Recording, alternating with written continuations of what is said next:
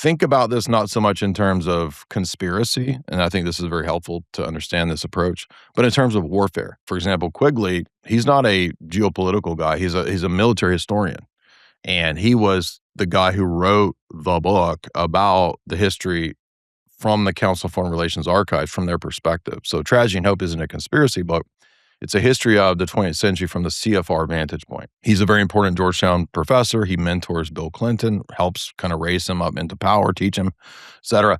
And it's military history. So if you think about military history, you know you're not going to be just doing kinetic warfare. Warfare is also total. It includes ideological. It includes economic, sanctions, culture war. All of those are part of warfare, not just tanks and soldiers. So from the vantage point of the technocratic elite, it's very clear in their writings that they essentially take the R&D from past war and they apply that to the population, because from their vantage point, they're at war with the population. It's not Russia. It's not whatever. There might be an immediate, in the meantime, conflict with Russia or another country. But from their vantage point, from Specter's vantage point, they're at war with everyone, and that includes essentially the target populations.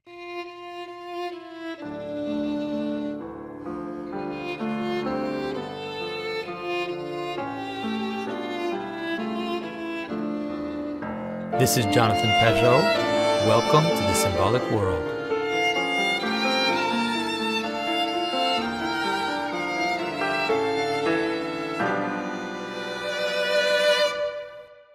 All right. Hello, everyone. Here we are with the infamous, famous Jay Dyer. And so, I've been on his channel a few times. I thought it's about time that he come onto my channel. And I thought that, we would talk about symbolism, but, Jay is really an expert in conspiracy and also in kind of this idea of programming, and so I want to talk about that, how it relates to symbolism and how people twist symbolism and how that happens. I have questions, really. I really want to find out. And so, Jay, thanks for talking to me. Thank you, Jonathan. Yeah, we've had some great conversations. You have been, I think, really insightful on my channel. I know all the comments love all the sort of philosophical approach that you take to iconography. We had that discussion. And then theological stuff as well. We had a recent conversation. So I really appreciate you joining me. I think the Lord of the Rings talk that we had, that was about 20 minutes of that interview, was really good. So glad to be with you. Happy to hopefully elucidate and maybe do a little bit debunking, because I think my approach to this is not as schizo as people might think it is. Yeah, and I think that that's something that I'm kind of discovering, at the outset. Obviously, as soon as you talk about conspiracies and you talk about things like predictive programming, people immediately jump to conclusions about what it is that you mean. And I've kind of watched some of your content on that, and I'm thinking, this is pretty reasonable things that he's suggesting. And so I wanted to kind of inquire into it. So maybe you can start out and tell us a little bit about, what do you mean when you talk about predictive programming, and also kind of what the sources are? Because I know you have the sources. Like you don't take it out of your imagination. You actually point to people who have literally said this is what they want to do. And so maybe you can start with that. So I think the idea that when people hear this term, they're usually thinking of pop culture, The Simpsons or whatever, having these sort of references to something ahead of time. And then, was this a magic spell that was cast on us so that we would accept it when it occurs? And that's not really the way I approach it. I encountered this idea when I read some film essays a long time ago that were noting that Hollywood and the way that stories are told through that medium had a very important role in psychological warfare and in especially Cold War propaganda. It didn't begin with the Cold War, because you could go back to World War II era films, for example. There were quite a few writers that were tasked explicitly with putting narratives into the, say, noir stories of Joan Crawford films or Humphrey Bogart films that would ensure that America wanted to be involved in World War II. So I'm not trying to make an argument about good guys, bad guys. I'm just saying that that's the way, even at the World War II, and even before that with blockbusters from people like Howard Hughes, he was making war propaganda films for what was at that time called the Department of War, before they renamed it the Department of Defense, and now it's Department of War again. So they keep changing the the branding.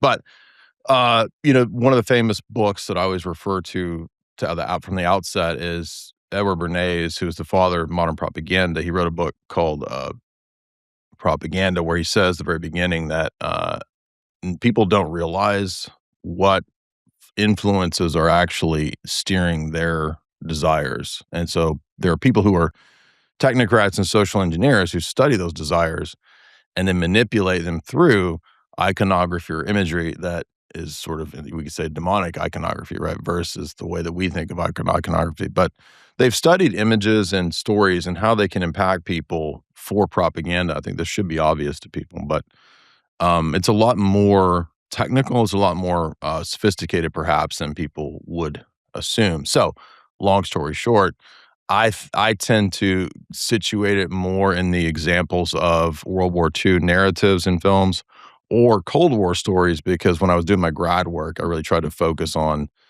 James Bond and the way that for the West, they conceived of him as kind of an iconographic, archetypal image of Western man, Mhm. right? So he's all about pleasure. He's a machine who's basically programmed to kill. He has no morals or no moral compunction. So he's kind of a Nietzschean Übermensch individualist figure. Although ironically, he's also working for king, queen, and country. Um, but he has this handler. He's programmed.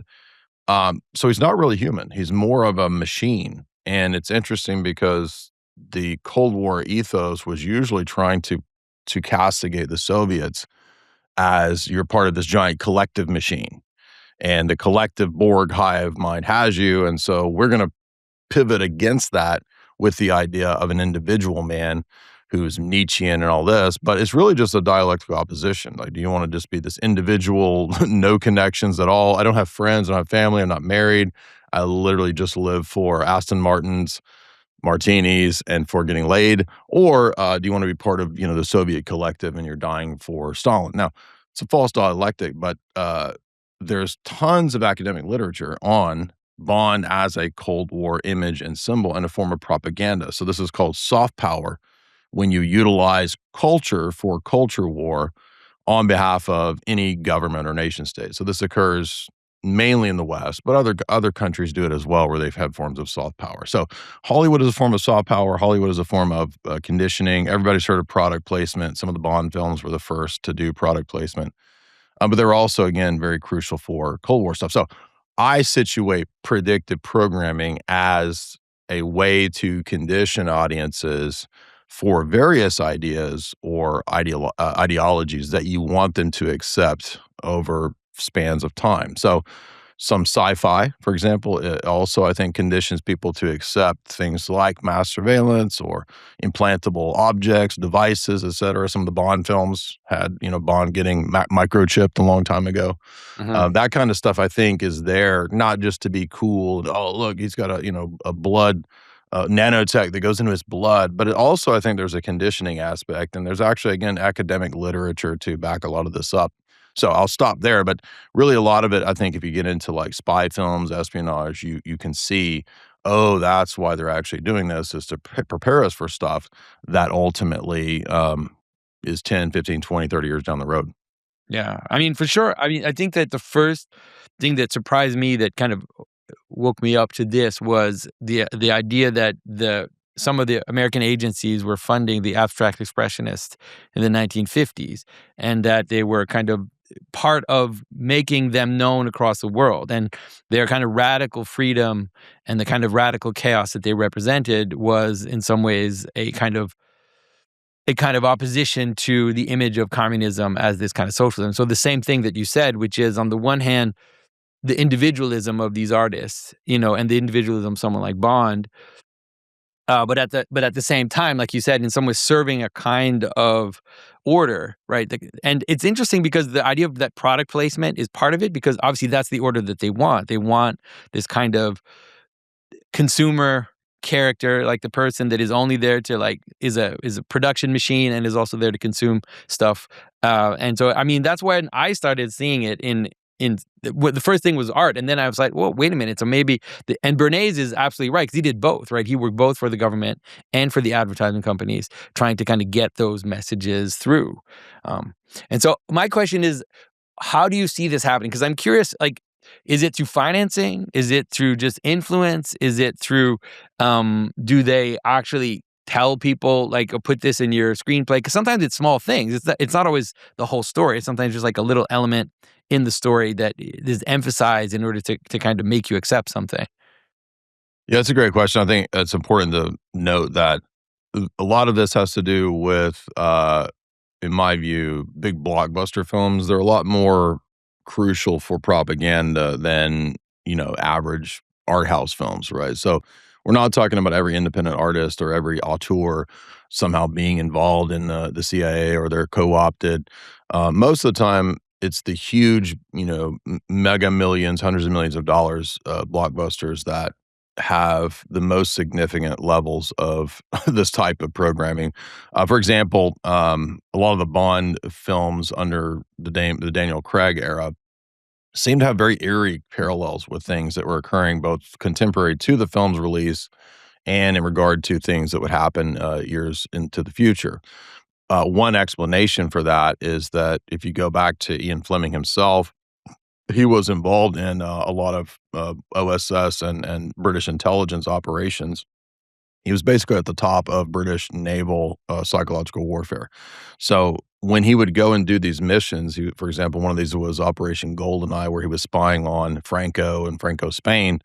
When he would go back to England and when he got out of the service, he would just sort of create these characters that were a combination of previous spies and himself, and then put them into, things like Goldeneye. So that the stories that what he really experienced became these sort of stories that were also at a level of propaganda. Now, I mean, obviously there's multiple interests. So Ian Fleming is interested in making money. Hollywood is interested in making money. So I'm not negating that monetary desire side of it, but there's more to it than that because this is part of a culture industrial complex that has a role, which you've already alluded to, with what's called the Congress for Cultural Freedom. That was a front that the CIA set up during the Cold War to fund artists. And it wasn't restricted to, Jackson Pollock or Andy Warhol, though they were part of that. This CCF was also involved in putting money into symphonies. They put money Mhm. into all kinds of what were considered adjacent to Western ideals artists across the board. I mean, we're talking people like Malcolm Muggeridge, who I think was connected to British intelligence. We're talking about novels. We had John Kiriakou, the famous Orthodox CIA whistleblower, on. And John Kiriakou, I didn't even know this until he brought it forward. This is something I was studying in grad school. He said that Dr. Zhivago was useful in the Cold War to smuggle into Russia because it promoted Western ideas. And so that's really what's going on with the mind war, the culture war, or the soft power war with Hollywood stories and movies. But some directors also, and this is something I think it's good to bring in. Some of these directors are explicitly involved in ritual magic, so they actually believe in occult stuff. Not a lot, but some of them do. And there is a tradition within some groups, hermetic, esoteric, satanic groups that if you kind of gaslight people with this type of stuff, then it kind of puts them in a sort of a catatonic state or a spell state where they're more susceptible to receiving things down the road. So, for example, if you're talking about a war that's coming and then, it's in this movie, and then when the war happens in real life, they're sort of like, discombobulated and they just kind of receive it in a catatonic state. And if you go back to, there's this group called the Korda Circle, Sir Alexander Korda. He was British intelligence and explicitly worked in a lot of Hollywood productions in the I want to say the 50s and 60s, going from memory here. But they had, again, as their design to convince the American population of certain geopolitical goals. Another example would be Hitchcock himself, who during World War II was first, he made his bones by actually filming a bunch of war propaganda. He Mhm. worked for the British Ministry of Information, and then he went on to take what he had learned in war filming to apply to slasher films, right? Because he makes the first slasher film with Psycho. And he also deals a lot with dissociation throughout his canon of film. So, all of these themes, which we think of as perhaps disparate, are actually very closely connected due to the fact, as you alluded earlier, that the intelligence agencies themselves have and have had for many years, liaison offices with Hollywood. So, for example, in the U.S., we have 16 known intelligence agencies, and I think most of the major ones, whether it's FBI, CIA, Secret Service, Air Force, most of these have some sort of open connection with Hollywood because they want to be able to not just consult on the usage of aircraft carriers or whatever in a scene, but also they want to be able to modify the scripts. In fact, there was an academic text written right after 9/11 called Operation Hollywood, and all that is two professors detailing how many times that was known at that time, uh, the Pentagon, the CIA, et cetera, had actually altered scripts in Hollywood to be more amenable to what they wanted. Some years later, there was a FOIA request where they got about 1,000 or so documents. I put this in my second book, 1,000 or so documents that detailed NSA, CIA, and even Pentagon propaganda in TV shows. So this goes into everything from Hawaii Five-0 to Cupcake Wars, which was this ridiculous show 10 years ago where people are competing to, to win some, I don't know, who's that crazy chef that cusses at you? I don't I know. have no idea. I don't And we watch have all TV. these crazy, like, celebrity chefs, Guy Fieri or Yeah, something yeah, like, yeah. you're putting Cheetos on top of a cupcake or something, whatever Guy Fieri was into. But so the weird part was that they were discussing um, needing to put military contestants in because that would give the impression that, oh, see, I need to be in the military. So even subtle weird stuff like that made its way into a lot of some of these declassified documents. But I mean, I think it goes all the way into, again, like I said, with Ian Fleming, who was a spy and then works in Hollywood. I mean, many of the A-listers have been on record as working for intelligence and doing espionage and perhaps other activities that might not be the most appropriate to speak of. And I'm speaking of Mhm. like honey trap type things. So I think even with Hollywood people, there was a famous movie, the most famous actress out of Norway. Her name is Sophie something. They made a movie about her life. It's called Spy, and she was utilized by the Allies to be a honey trap for the German high command, and they forced her into this role. She was the most successful actress in the Nordic countries of that time, and they arrested her dad. And they said, if you don't basically, pimp yourself out to the German high command, your dad will never get out of prison. So Mhm. she was forced into this. It ruined her career. All of the Nordic countries thought she was, a traitor, and had joined with, Tiny Mustache Man. But it didn't come out until many years later. It was declassified that, she was actually forced into this by the Allies. So there's many, many cases of this. I mean, that's not Hollywood, but it's still, the world of acting. Yeah, yeah, yeah. Yeah, but you get the point. Yeah, yeah. Um, One of the things that I'm seeing for sure, one of the things that I noticed a while ago was it seems like we're being prepared for a war with Russia. We've been since a few years after the fall of the wall. For a little few years, the Russians were not our friends. But then strangely enough, we started to see Russian bad guys appear in movies, maybe a few years after the fall. And I kept thinking, what the hell? Like, why are the Russians the bad guys again?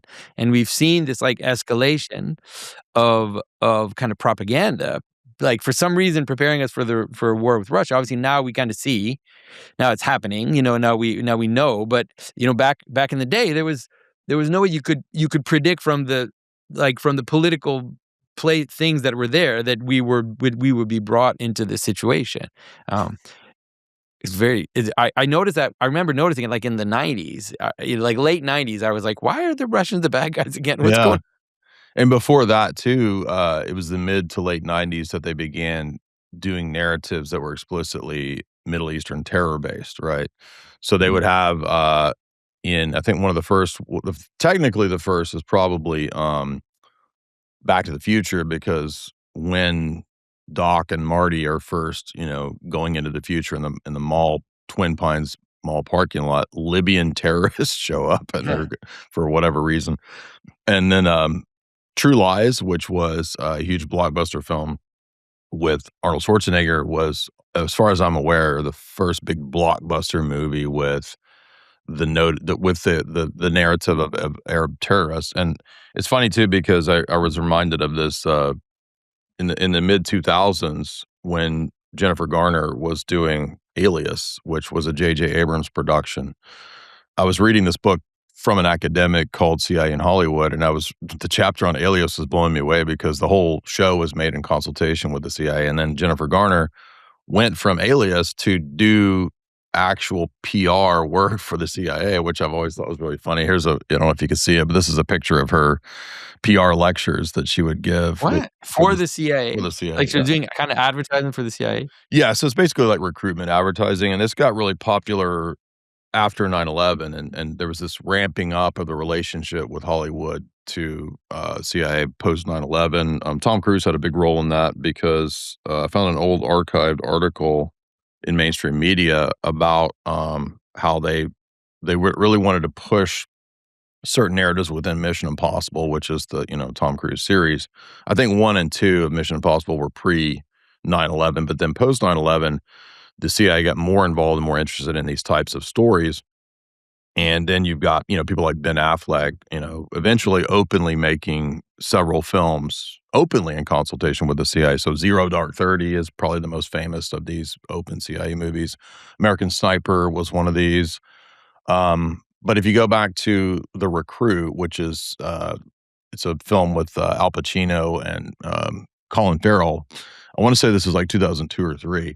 This film was the first that was explicitly said to be made in consultation with the CIA post 9/11, and they brought on the CIA consultants. There's 2 guys that typically have done this, Chase Brandon and Milt Bearden, and they discussed how, yeah, well, we wanted to make a film that would really just recruit people. That's all this is. And my dad, he joined the Navy because he watched movies in the 80s like Top Gun, and they influenced him. He's like, "I wanna be in the Navy. That sounds so cool." No, that was also a recruitment film. So, it goes back to even 80s, 70s. A lot of these films are also recruitment vehicles. But, um, yeah, I'm rambling. I'm off course here, but what was the question? I already No, forgot. but it gives us a good idea of what it is that's going on. And so I have a few questions because one of the things that I feels like's happening now is that for sure, one of the stories that has been Oh, you're so talking about strong. Russians. I remember now, yeah. Yeah, I'm talking about Russia, but I mean, we get it. Like, one of the stories one of the stories that we've seen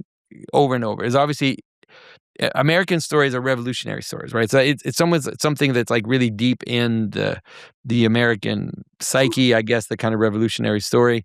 And this revolutionary story has ramped up, right? It's like it ramps up and then it leads to, the kind of the favoring the stranger, like favoring the aliens even, like you have all these movies where now the aliens are the good guys. And to me that, like, when I look at that when I see it, it's like this is the opposite of the type of propaganda that you were first talking about, which is It this is. kind of Yeah. CIA recruitment propaganda for our war machine. But how do you jive that with this other massive trope in Hollywood, which is the revolutionary um, you know, uh, suicidal trope, like basically kind of we have to like leave room for others to take over. Yeah, I remember Elysium, there was a similar sort of narrative that, having borders and walls is evil, and, that was part of that Matt Damon, narrative in that film. There've been other films that have promoted this idea that kind of any kind of, uh, barriers or any kind of, boundaries are somehow inherently bad and evil, and that's the source of humankind's, warfare or whatever, which is a really naive view of human nature to think that the only reason we fight is because we have borders and distinctions, right?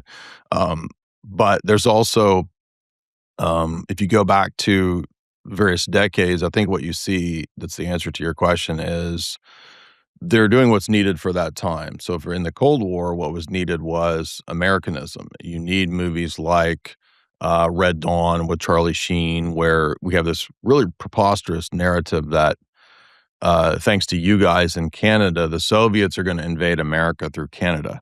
And then they also come up through Mexico. So the Soviets come from Mexico and from Canada and basically take over middle America through the treachery of Justin Trudeau, I guess. And well, actually, maybe this is sounding a little more plausible. I was gonna say. But maybe this is sounding plausible. But If you look at military history, I'm not a military historian. Yeah. Read a lot of. My dad was in the Navy, and I come from a military family, so most of those guys will explain that America is a very difficult place to invade if you're going to try to. So Yeah. it's not ideal for land invasion. So if America's going to fall, probably falling from within, which makes a lot more Yeah. sense than a land invasion. But the narrative of Red Dawn, which was still situated, 84, 85 within the Cold War, was this idea that, we're going to have eventually to face off against the Soviets.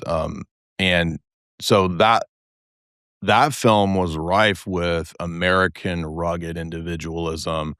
For example, Charlie Sheen and I want to say Josh Brolin or whoever, like they start their own little gang Mhm. of kids, right, that are able to live off of the land because they grew up in a small town, so they can hunt and fish.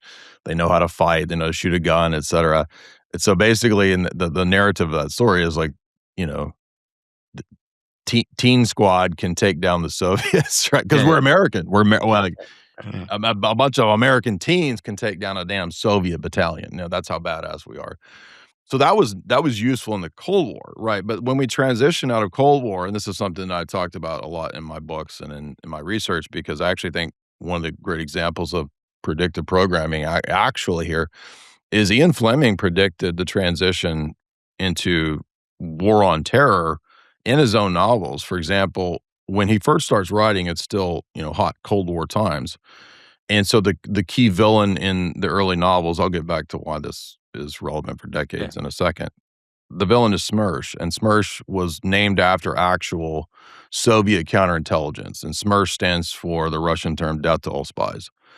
So Fleming puts that in his early couple novels like Casino Royale or whatever, but it quickly transitions in the '60s to Spectre, and we've all probably seen this idea of the shady international group that has, this ring they wear that has a little octopus on it, which signifies their tentacles.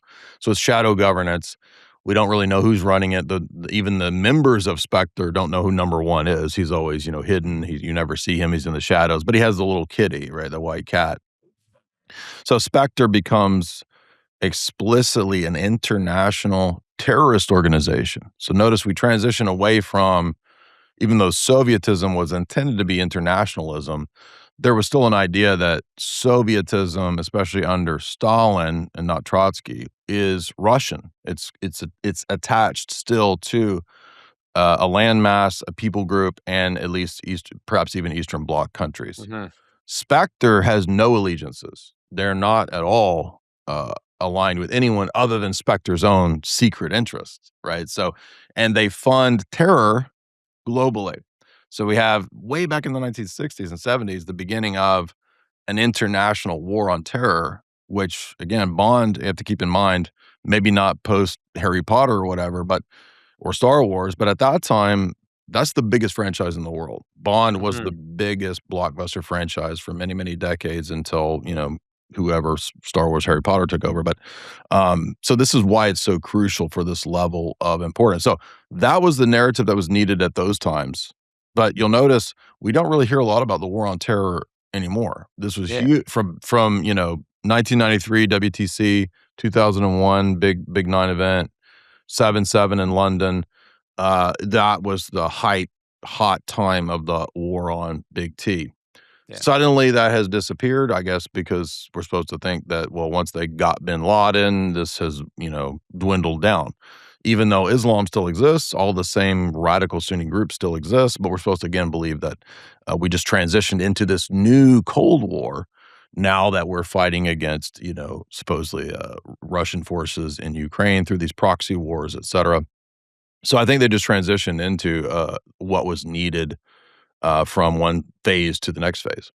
Yeah, because one of the things that we see in the narrative is that in this new transition is that it seems to be a war on nationalism itself. So it's no Mhm. longer the idea of like America that's now fighting the Russians and this rugged individual that's fighting the Russians. It's rather this idea of it, like you said, it used to be an international order that was fighting terrorists, but now it's like an international order that is opposing the nations that fight for their nation. The rogue And see, that's nations. one of the reasons why the Israel thing is so explosive because it blows up all of the categories. Like we can't even look at it because Yeah. on the one hand, it's a residue of that old world, but now it's like we don't know what to think because now they're acting like a nation, they're acting like Russia, but we need to oppose one and support the other. It's like Yeah, wild. it's and in philosophy and geopolitical philosophy, people talk about the internal contradictions, and so this is a manifestation of the internal contradictions of, on the one hand, being a postmodern, globalized global village, but at the same time, we're supposed to hallow these older notions of the nation state.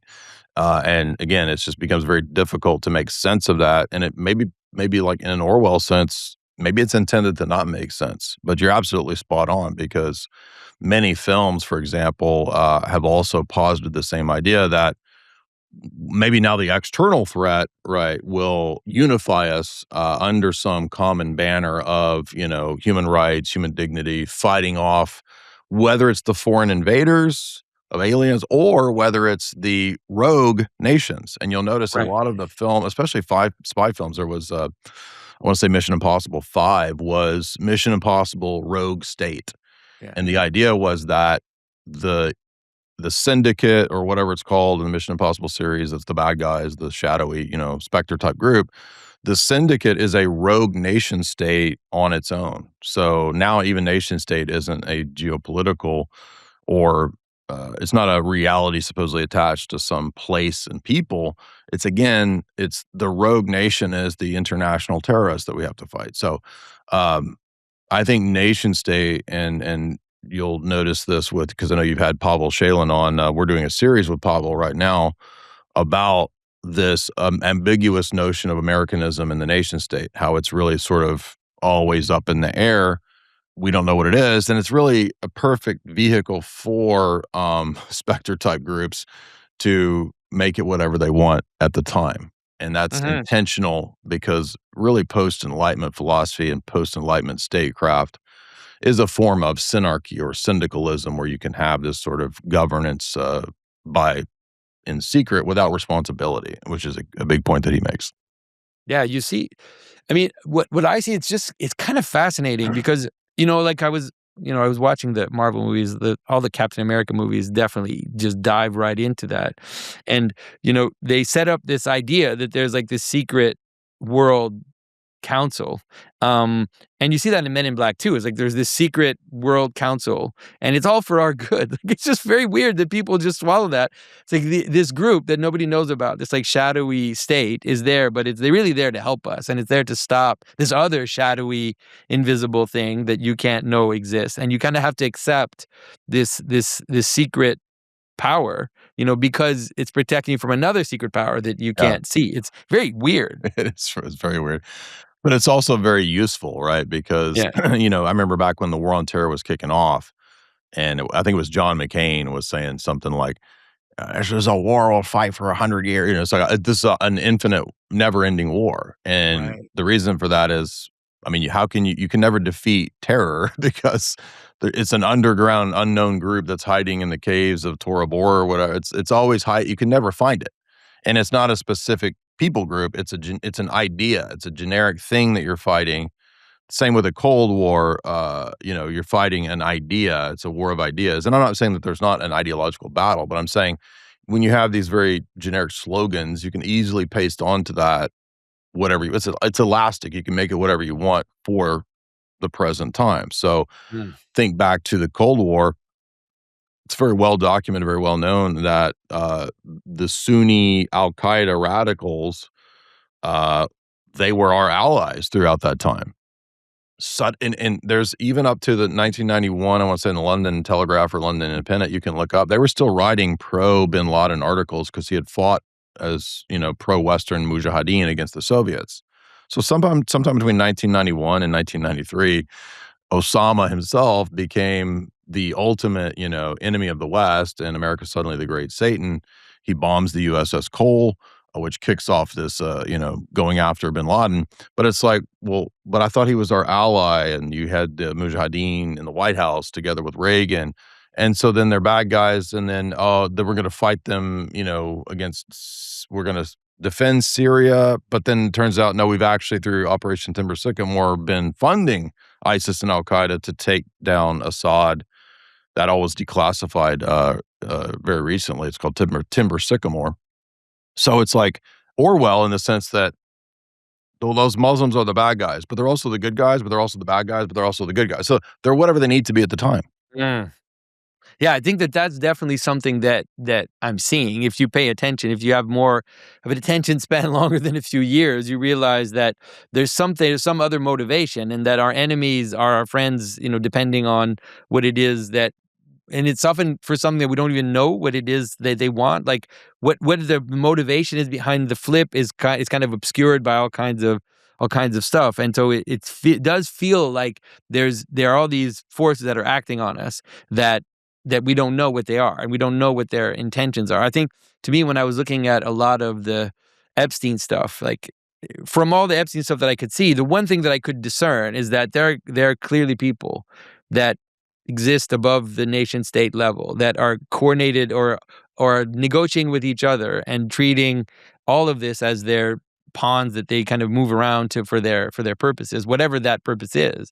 But that's a sense. I think that that's something that it's hard when you look at it to deny it, and it's wild when I watch a movie like Captain America, which is like a massive blockbuster, and then they literally imply that in the entire story, and then they imply that the U.S. president is the one that is corrupted, right? And that this international order is the one that is there to sort of kind of protect us. Maybe it's all very I strange. think you're right. That was also, and I mean, the stories overlap because the Avengers narrative overlaps with Captain America because he's one of the Yeah. Avengers. But you had in Captain America, Winter Soldier, and others this idea that AI might come to eventually figure out who the future rebels and opponents of AI are. So the AI was basically eliminating future potential threats ahead of time. I think that was the plot of Winter Soldier, which again is pretty revelatory because that sounds kind of Palantir-ish, right? So This is something that you need to help me with, because one of the things that I'm seeing with this about like the predictive programming idea, right, is that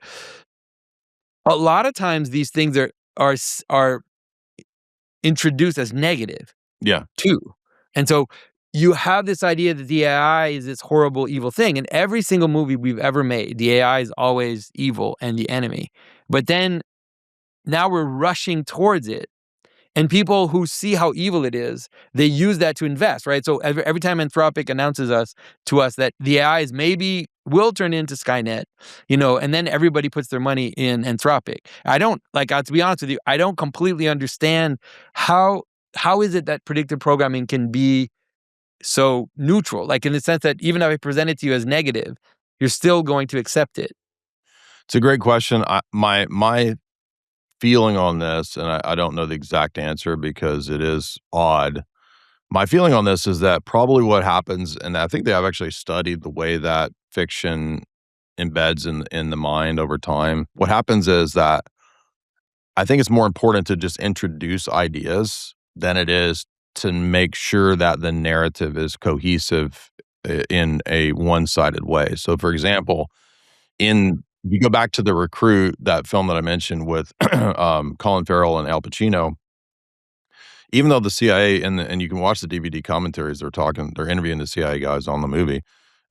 You might be surprised because when you watch the film, the CIA guy's the bad guy. So you've got Al Pacino as his handler, who's the corrupt CIA dude that eventually has to get, exposed by Colin Farrell.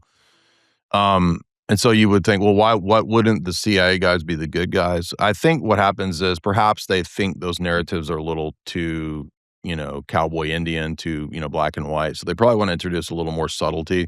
But it also gives the impression that in that narrative that, well, it's not the organization or the entity or the institution that's problematic. It's just the bad apples here and there. And if we can get rid of Mhm. those bad apples, well, then we can, still have all the same organizational structure. So it doesn't actually question the organization or the structure itself is one level of it. But also think, like I said, I think it's more important to introduce ideas. For example, Minority Report had basically what amounts to, predictive technology uh, that amasses and collates data and then kind of gives you an idea from an actuary as to what the likelihood of this or that action is. That was in Minority Report, a long time ago with Tom Cruise and Spielberg, presented in a dystopian way.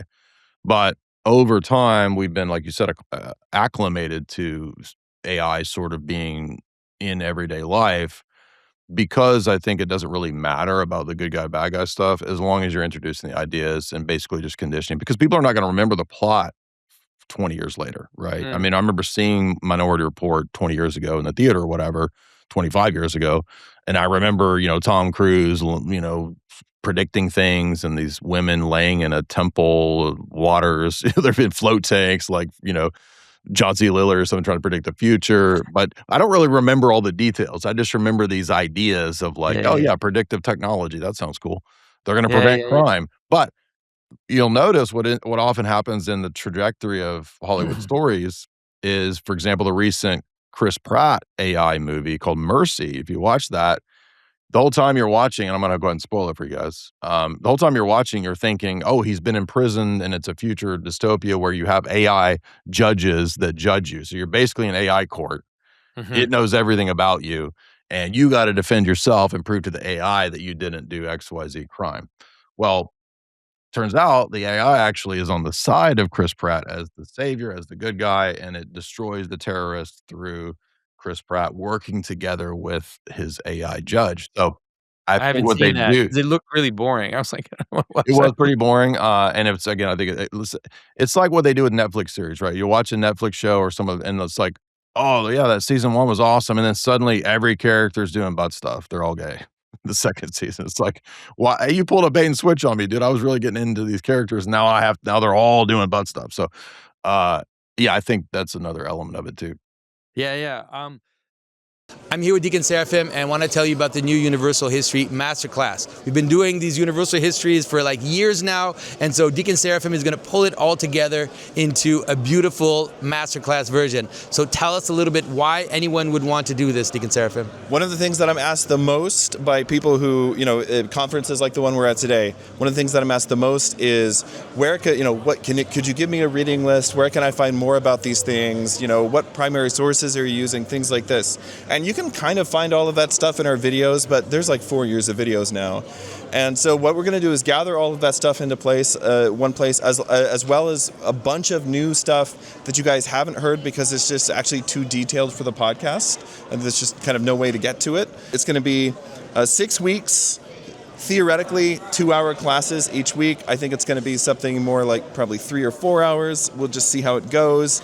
I'm just sort of bracing myself for defeat now in that regard. But it's going to be Wednesdays at 3 to 5 p.m. Eastern Time starting August the 5th through September the 9th. Let's come and join us if you really want to understand your story, the story of civilization, the story of Christianity, the story of your people, your tribe, your family, even the city that you live in, even if you live, in America today. This course is going to help you do that. We're going to lay everything out. We're going to bring all the receipts. We're going to get deep into things, and then we're also going to step back each week and look at how this pattern, actually teaches us how to deal with the things that we're encountering in our country today. So please join us. Yeah, there's no reason to be a wanderer anymore. We have the road, and Deacon Seraphim is going to lead us down it. So come join us.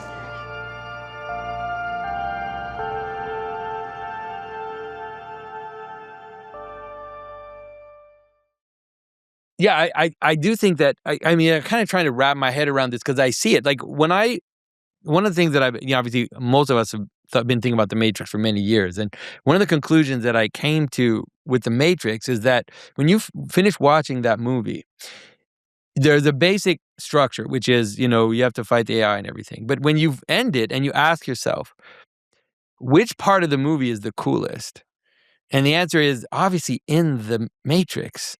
You would much rather be in the Matrix because in the Matrix you can do anything you want, and it's like a weird thing where on the one hand you're supposed to you kind of go for the revolutionaries, but then when you're done you realize, well, if you're going to make a video game about the Matrix movie, you're going to make it in the Matrix. You're not going to make it like in like eating sludge in like a cave and somewhere in the middle of the earth. Like you end up making it in the Matrix because they have all these powers. And so even in that movie, and I think that when you watch the last Matrix movie, which was horrible, they No, basically come to terrible. that conclusion. They basically they take the AI and they make it into their AI. They basically flip the entire story into what it is that ultimately I kind of had an insight of what it was in the first place, which is that the Wachowskis would much rather be in the Matrix because you can do whatever you want. You can be whoever you want. I think you nailed it because I remember a long time ago when I first watched The Matrix, I didn't know what was going on, but it was one of the first philosophy movie critiques that I ever read, which kind of eventually gave me the idea for Esther Hollywood, was on a Catholic website. There was a traditional Catholic website years ago that did a whole breakdown of of the Matrix trilogy, and they were calling attention to the fact that this movie was full of Gnostic themes, Yeah, sure. neo-Gnostic themes. And I remember in my early 20s, I was like, "Oh, I never thought about that. Maybe there are these Gnostic themes." Then, lo and behold, many years later, Gnostic themes are all over Hollywood movies, and usually the pattern is there's an evil creator god or archon that's imprisoning you, and you kinda have to be the sort of Promethean, Neo, the one who's gonna free us from that reality. But what ends up happening, as you noted, is that especially, like, with the Wachowskis themselves, who I think are pretty explicitly Gnostic. I mean, they've become women, supposedly. So they are not interested in the limitations of this reality. And that's exactly what you're saying is, like, the phantasm world that they would like to have is the Matrix, and the irony is that actually they want the Matrix, and that's the temptation I think that many of us are gonna be offered whatever the future gives us in terms of dystopian technology is perhaps we will prefer the slavery of the Matrix. You remember in the first one, remember the guy named Cypher? He's sort of the Judas character Yeah. who betrays them, and Cypher wants to go back to the Matrix. And it really maybe the Wachowskis were Cypher the whole time, right? Because that's your point. I think you made a very perceptive point with that's the temptation. Of the Matrix for Yeah. sure. And so, okay, so you mentioned the butt stuff. Like, I think that this is also one element that I'm trying to kind of understand from a point of view of predictive programming, because that's for sure since the 1960s, even before that, we've been just slowly introduced to this as being normal. First with the wacky gay, neighbor, and then slowly kind of introduced, and this being brought into the world, and then in the past few decades, it's just become so glaring, right? So all of the Hollywood franchises are just leaning into the stuff in a way that is so strong that it's actually making people not care about the stories anymore. It's as if they're overplayed their cards, and now nobody wants to even go along with that anymore. So so there's two questions in my question. One is, in terms of, let's say, power and predictive programming, what the hell advantage does that give us? Like, whoever is wanting to bring that about, like, what human advantage, like, what advantage does it have? That's one. And then second is, do you feel like people are more aware now of this type of propaganda in a way that they are maybe immune to it to some extent? There's multiple purposes and layers, I think, for it. Again, I think even in certain Western countries, they've offered, monetary grants and incentives to filmmakers if they will actually include certain things. So there's a very basic level monetary incentive and even some governments will offer money and grants to film projects if they will include certain messages about gender, et cetera. So that's one level that's going on in terms of what the state wants, what it pushes in these domains. You've also got monetary incentive on the part of people directing the films or whatever the production companies. And this is something too that people don't realize that this is its own little rabbit hole. But there's been many cases where even movie companies, production companies, and films themselves are limited hangouts for money laundering. Mhm. This has happened many times where they're using the cutout of making a film to hide money, so it's kind of a tax shelter. So there's a lot of corruption that goes on at that level as well. Sometimes, for example, there's one case I highlighted in the second book. The FBI created in California an entirely fake production company, and Mhm. really I mean, they actually made some movies, but it was an FBI cutout. So it's not just CIA or whatever. It's the FBI does this stuff too, military does this stuff. So there's a lot of different reasons and ways that these types of things can occur for different purposes. And it's the Because what same. I want to just Sure. insist on this, because my sense of this particular narrative is, I call it alien intelligence, right? I don't know where it comes from, but it doesn't come from the inside. Like, I understand a military propaganda to get someone to fight in the army, Yeah. but this particular narrative, because it is anti-human and Yes. because it actually leads to your own destruction, to me, I can't imagine. I just see it as coming from the outside. Either it's from other states or from demons or wherever it's coming. That it can't be organically. It's not like Mission Impossible or Top Gun that wants you to sign up to fight the communists. It's like Yeah. it's a self-destructive narrative. Well, let's think about the Barrelson Jaffe memo. This is a very famous example from 1968 that comes from the Rockefeller Foundation, the Population Council, that went out to all the Planned Parenthoods in America, and it was essentially a memo of what they wanted to focus on all the Planned Parenthoods to push. So it was a memo sent out. It's very famous. You can look it up. It's called the Barrelson Jaffe memo, 1968-69, and it lists all the things that are priorities for stopping reproduction. So very wealthy people have a very intense invested interest in moving the population numbers down. Bill Gates' family is known for being on the board. His dad was on the board of Planned Parenthood. This is something he's very open about, very explicit about for many decades, that this is something that he sees as absolutely necessary. There's a famous meeting they had with Oprah, George Soros. You can look it up. It's called the Good Club, where they met together to figure out ways to drastically reduce population. So what this is in academic speak is called Malthusianism. And Thomas Malthus was the Anglican minister who thought that, well, I looked at a jar and there's flies in it, and there's limited resources for the flies, and some of the flies end up dying. So if there's limited resources, then we got to get population down. That was his line of thought. It jived very well at that time with the British imperial worldview of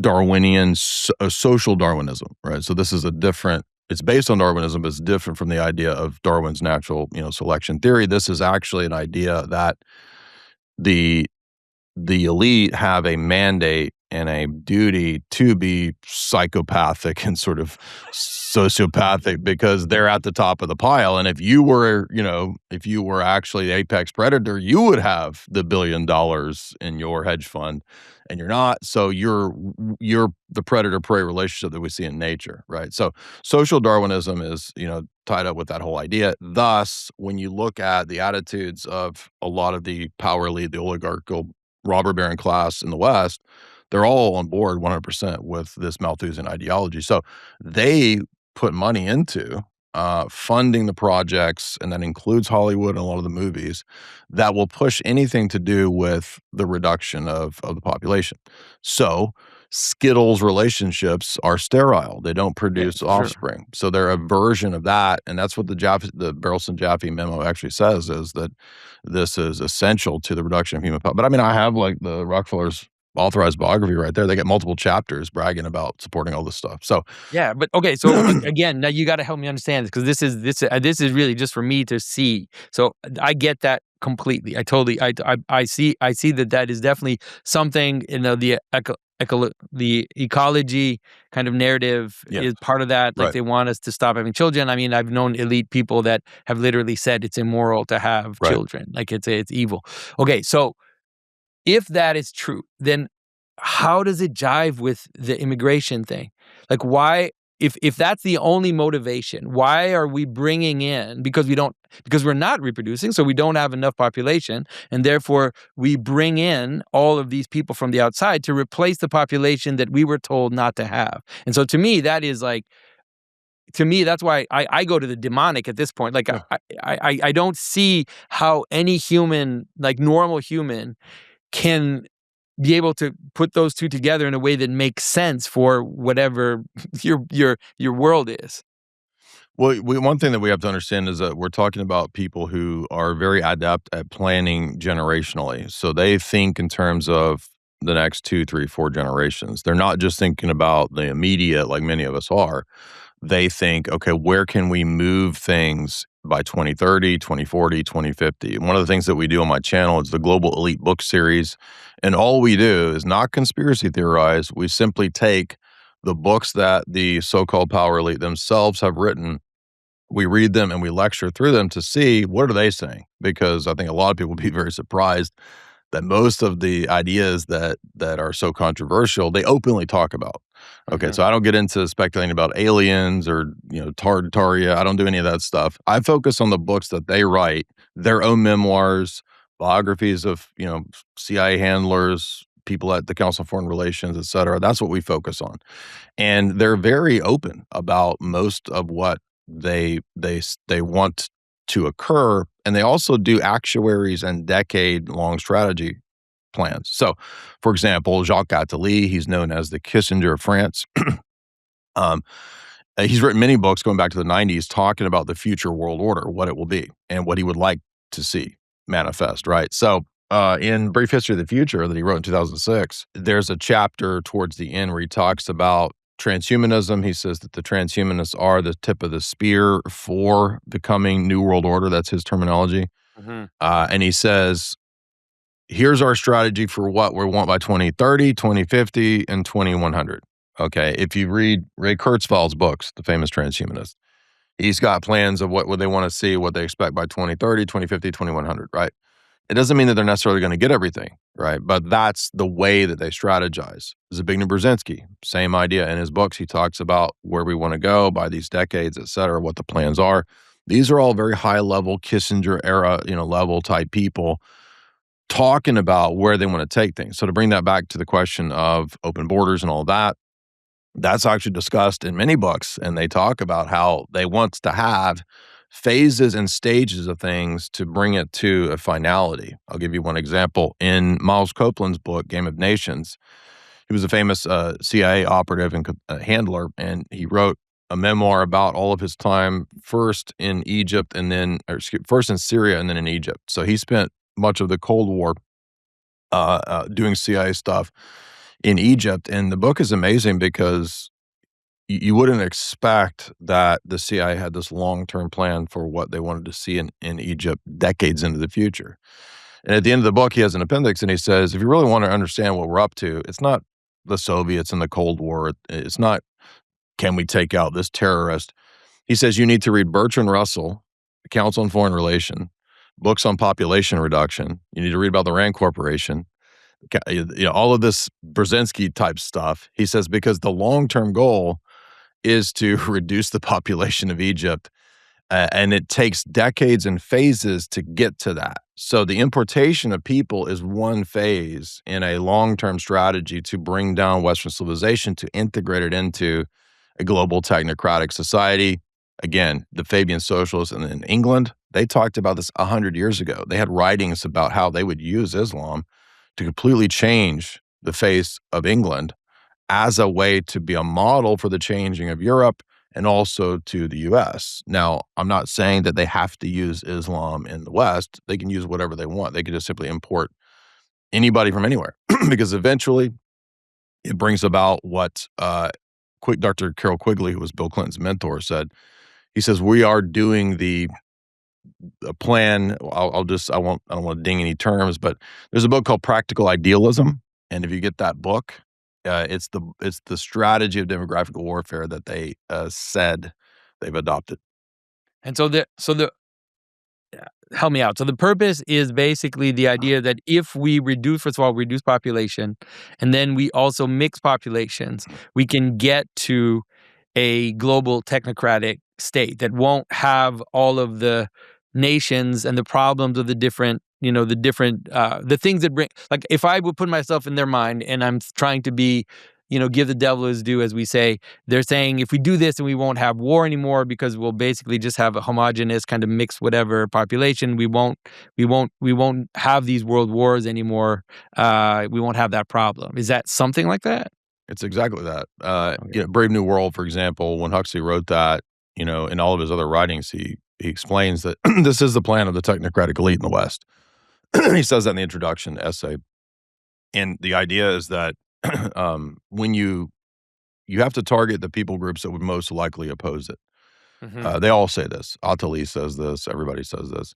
So they're mainly concerned with Western Christian peoples, particularly people that have a notion of common law, a notion of, rule of law, right? Those things are are a problem because they're kind of firewalls. They're not perfect, but they're firewalls to the idea that we can just have this immediate, global social order because people are still hung up in their traditions, their heritage, their history.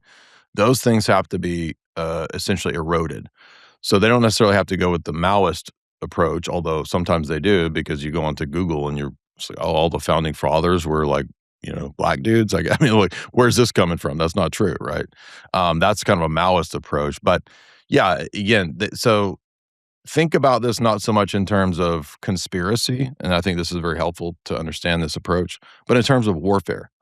If you study warfare, and I'm not an expert, but for example, Quigley, he's not a geopolitical guy. He's a military historian, and he was the guy who wrote the book about the history from the Council on Foreign Relations archives from their perspective. So Tragedy and Hope isn't a conspiracy book.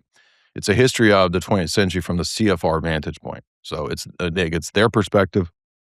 He's a very important Georgetown professor. He mentors Bill Clinton, helps kind of raise him up into power, teach him, et cetera. And it's military history. So if you think about military history, you're not going to be just doing kinetic warfare. Warfare is also total. It includes ideological. It includes economic, sanctions, culture war. All of those are part of warfare, not just tanks and soldiers.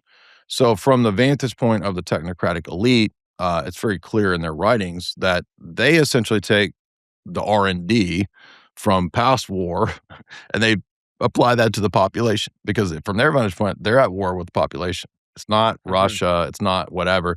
There might be an immediate, in the meantime, conflict with Russia or another country. But from their vantage point, from Spectre's vantage point, they're at war with everyone, and that includes essentially the target populations of the nations that they are sort of there to feed upon. Thus, you have to understand those people groups, and you have to tier the propaganda and the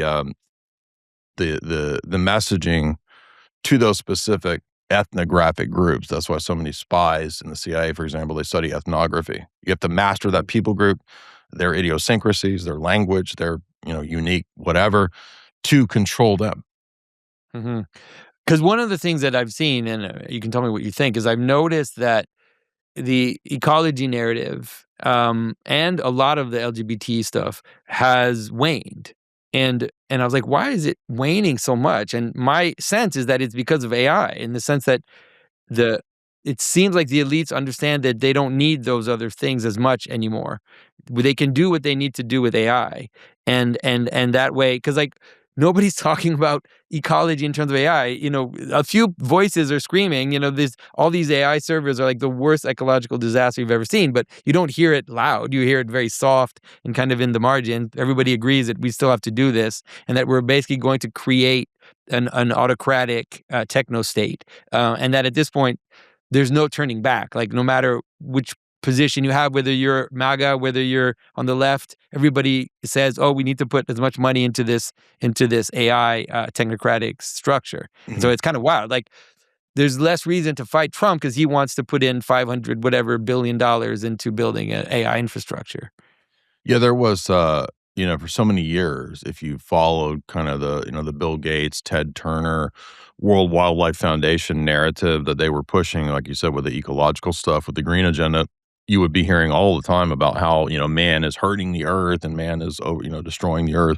He's a virus, on Mother Earth's, skin or whatever. He's cancer on her skin.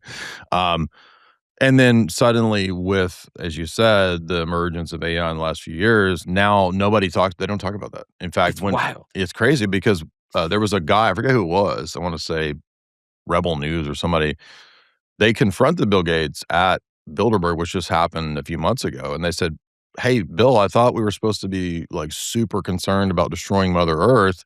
You've been sounding that drum narrative for decades. Now it doesn't matter because we need the data centers." And so deafening silence, right? So yeah, I think again, this shows all the way back to, I've got a book over here called Global Cooling from the late 70s, when these elites were saying that if we don't address the population crisis right now, new ice age by the 1980s and 1990s, we're going to be all frozen. That's what the scientists are saying. Then it shifted. I remember as a kid, it shifted into the hole in the ozone, right? The hole in the Yeah, I remember ozone, that. Yeah. Acid rain, remember acid rain? acid rain. We're gonna get cooked. Yeah, we're gonna be. It's Mad Max is coming by, and that would always have these arbitrary years too. Like Mm. Mad Max is gonna be here by 1990, by 2000, et cetera. Um, there's a great article I like to refer to. Sometimes you can still find it. I think it's the London Independent or something like that. But it was it was written in like 2012, and it was this guy lamenting, this British guy lamenting. It was like, it's a sad day here in the UK. I'm going to have to admit that by the year 2020, there are children being born who will never see snow. The tragedy that children will be born that are never going to see snow because of global warming, right? Anyway, then it became climate change after global warming. So they were just rebranded this over and over and over. And if you study propaganda, you'll notice that's a strategy too, where you kind of rebrand things when it kind of lives out its life cycle. And I noticed that, with the green stuff. But I think you're hitting on a key point, which illustrates the absurdity of this. It's like, if the ecology was a real concern, why it suddenly doesn't matter anymore? Yeah. So it never was a concern. Yeah, and so now, my sense with AI is that they have what they wanted. There's almost no way to turn this thing back. I've talked to a few of the people at Anthropic and OpenAI, and I was with when I gave my ARC speech. Before the speech, I was in the green room with some of the top like AI people, and I asked them. I said, well, first of all, I asked them, why are we doing this? And obviously they thought I was an idiot for asking that question. And then I asked them. I said, if I played out in my head, there's no other way besides autocracy. Like, no matter how it plays out, either we have a decentralized AI and the Mhm. government has to clamp down on us to control everybody having like a very powerful weapon in their pocket, or we end up ceding the AI to the states or to some kind of international order, and then we have the same problem. And they just were like, "Well, there's nothing. Yeah, what are you going to do? Like, there's nothing you Yeah, can and do." I think, so the idea is it's inevitable, and you'll notice when you read a lot of the global elite guys, even if you go back 100 years ago to reading, technocrats like H.G. Wells or Bertrand Russell, they would put in the books, "Oh, it's all inevitable. It has to happen." So they're almost sort of seeding the idea Mm. that, like, it's predestined, you can't change it. Like, you just have to give up, it's inevitable, and, 1984 is very similar because by the end of the novel, you're just sort of left with this hopelessness that, like, uh, you know, Winston's attempt at rebellion is just pointless because he ends up, It's co-opted, he ends ultimately by exactly. the whole system. And this is, I think, when we talked about the propaganda and this idea of introducing it as negative, I think that now with the Anthropic strategy seems to be that's their strategy, is that they keep telling us how dangerous it is. And then they keep telling us that because it's so dangerous and we're telling you how dangerous it is, you should trust us, because we're the ones who are going to Oh, so steer you sort of through gaining this. trust. Exactly. That's a great point. Yeah. Yeah. That's the sense that I have, that what's going on is that by telling us how dangerous it is, they're basically making themselves the real guardians of I this think you thing that nailed it they're going to right bring there, and about. that would explain too why even the movies would also kind of tell you truth, right? Because if they're gonna admit that, in the recruit, well, okay, look, let's be honest. CIA is there's corrupt people there. Let's be honest, right? So they're gaining your confidence, which is part of espionage type operations. You have to gain people's confidence. So I think you nailed it right there. That's exactly what they're doing. And I think again to highlight that point about AI, like when you go back 100 years ago, everybody should look up. There's this great essay. Now, he doesn't explicitly mention AI, but he mentions essentially the structure that we're in today. He mentions, babies in test tubes. He mentions, Mhm. telescreens everywhere watching you and telling you, barking at you all day long. It's the famous essay by one of the guys out of these circles that you probably never heard of. His name is Lord Birkenhead, Birkenhead. So he's in these Royal Societies for sort of Fabian socialist type circles. And he wrote an essay, said it's called something like "Save This for Your Children 100 Years from Now." Right. So this is 1920s in Mhm. Cosmopolitan magazine. And it's a prediction of where we would be by, 2020, Wow. whatever. And it's 100% spot on. Mm. Bertrand Russell was talking about a future credit system where the credits are doled out. He was talking about this 100 years ago. And if you don't spend them, they go away. And he said Mm. that will be the way that we'll control. So basically, a kind of universal basic income, right? Yeah, yeah, yeah. You've got H.G. Wells in his books essentially saying all the same stuff. I'm not sure what the first, it's probably Asimov or something like that. I read a bunch of Asimov back in the day, but I think in the 50s and 60s, he was conceiving of giant sort of AI structured empires that would sort of fool everybody with an algorithm. That's part of the Foundation series. I'm going from memory, as years ago when I read it. But so I think some of the fiction, like Asimov, kind of predicted where we are with what they want with AI. And I think you're absolutely right that it's really just about tracking, tracing, control, and surveillance. And just one example, Klaus's book that we covered many times, Fourth Industrial Revolution, which came out 2 years before the coup. The whole last third of the book is about Skynet, AI, and everything being essentially tracked and traced. So another thing that AI will be able to do, supposedly from their perspective, that humans can't, and I think maybe even Bertrand Russell hinted at this. The idea is that, well, it won't be subject to human weakness, right? So there'll be the Yeah, selling point that human passions and emotions won't come into the decision making, and thus it'll be much more fair, much more objective. Which it's only as good as the people programming it, right? Like, it's the idea that you could program it perfectly neutral without your own biases is absurd. We already see, people talk about the liberal AIs and the not liberal yeah, AIs. yeah, yeah. So it has to be centralized. You're absolutely right. There's no way they could allow a decentralized thing. It has to be a centralized mechanism because they're all 100% about total control, full spectrum dominance. Yeah, because also you can see now, you can feel the threat because the AI companies aren't profitable. And OpenAI just ceded shares to the U.S. government, and I was thinking, okay, this is the future. Is that they're going to have to receive a bailout, like a massive bailout, Mm, because they're not profitable, and at some point it's going to crash the entire economy, mm. and that probably will be a trade for some kind of part in the company. I don't know if that's how it's going to play out, but it feels that way because obviously it's not about economy anymore. It's only about power. Like we Yeah. realize that the competition with the Chinese, it doesn't matter if it makes money, if it doesn't make money. It's all about control and about power. And it's the same with a lot of the companies that sort of push various, woke ideas and trends. Everybody notices they lose money and they might back off a little bit when the shares, when the stock prices drop, whether it's Gillette or Disney or what Bud Light, right? That these they're not popular, but I think they're more cunning than we give them credit for because they'll back off a little bit, kind of give the impression that, oh, we're not that woke, and then it'll kind of subtly come back, a couple years later. So, um, most of these strategies and plans, no, they don't go away. That's what's really important. That's why, I'm not a huge fan of politics. I kind of don't like politics because people get so wrapped up in, their WWF teams, and it's like, look, I've been seeing politicians come and go since I was a kid in the 1980s, and I've never seen many politicians actually change many things. In other words, this agenda that you and I are talking about right now, this never changes. This always goes forward. It's this agenda never regresses. It goes forward. Doesn't matter what goobers in the White House for this term or the next term. This doesn't change. And unfortunately, there's this reticence amongst a lot of conservatives, paleoconservatives, whatever, right wing, where they just don't want to look to this level of uh, planning. Mm. Maybe because it's fearful, maybe because it shakes their whole paradigm. They're reluctant to give it up. They feel like there's no point. I don't know what all the different motivations might be to, not be willing to look at this. But again, this is the agenda that doesn't go away. Yeah.